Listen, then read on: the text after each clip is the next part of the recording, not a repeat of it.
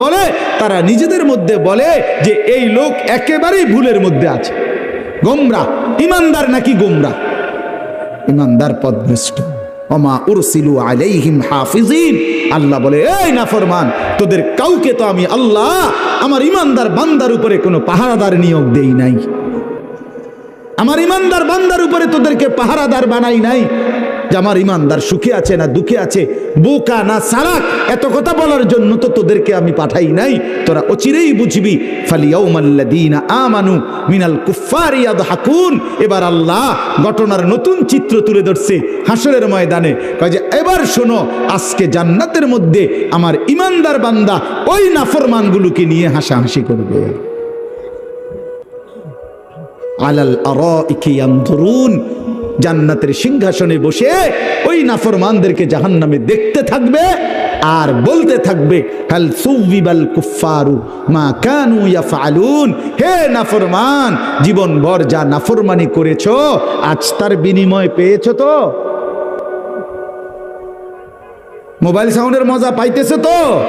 বেডি সাউন্ডের মজা পাচ্ছ তো?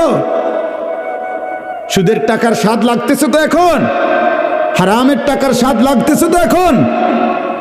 চা দোকানের মস্কারির স্বাদ মজা পাচ্ছ তো? এইভাবে বল কোরআন শরীফের আয়াত।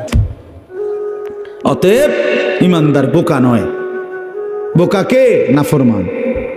মূলত বোকাকে বলেন না, ইমানদার বোকা নয়। নেককার বোকা হয় না। মুমিন ভদ্র হয়, মুমিন সহজ সরল হয়। মুমিন আল মুমিনু গিররুন কারীম। মুমিন সাদাসিধে হয়, ভদ্র হয়। লা ইয়াখদাউ ওয়া লা ইউখদাউ। মুমিন কাউকে ধোঁকাও দেয় না, নিজেও ধোঁকা খায় না। অতএব প্রিয় বন্ধু, প্রিয় ভাই, এই লম্বা কথার মাকসাদ একটাই, এই কথাগুলো বুঝানো, আল্লাহর হক বান্দার হকে আমরা যেন ঘাটতি না করি এবং আখিরাতকে প্রাধান্য দিই। দুনিয়া কমই হোক ভাইয়া, দুনিয়া কমই হোক। এই জন্য দয়া করে দোস্ত, নওজওয়ান সবাই মেহেরবানি করে ওলামায়ে কেরামের নসিহত বাকিটাও শুনেন।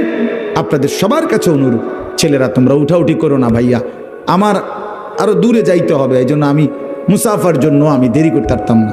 এই জন্য আমার দিকে কেউ আগায় আইসো না, আমি সাথে সাথে চলে যাবো এক্ষুনি গাড়ির কাছে। আমার অনুরোধ রইল, আমারে কষ্ট দিও না ভাই।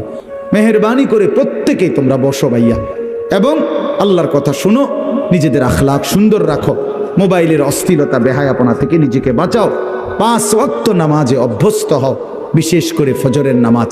আর বয়স্ক বাবারা হারাম নাফরমানি জিন্দিগি আপনারা ছেড়ে দেন। আল্লাহ তাআলা আপনাদের সকলকে তৌফিক দেন, কবুল করেন। আমিন।